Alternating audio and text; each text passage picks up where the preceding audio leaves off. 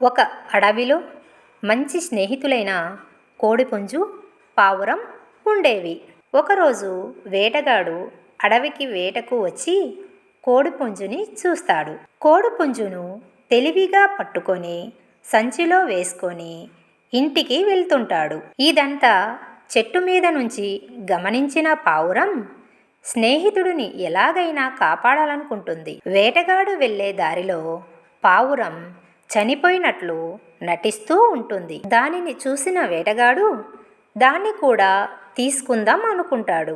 పావురాన్ని సంచిలో వేసుకోవాలనే ఆశతో సంచిని పక్కన పెట్టి పావురాన్ని తీయాలని చూస్తాడు. ఇంతలో తప్పించుకోవాలని విలవిలలాడుతున్న కోడి సంచి నుంచి పారిపోతుంది.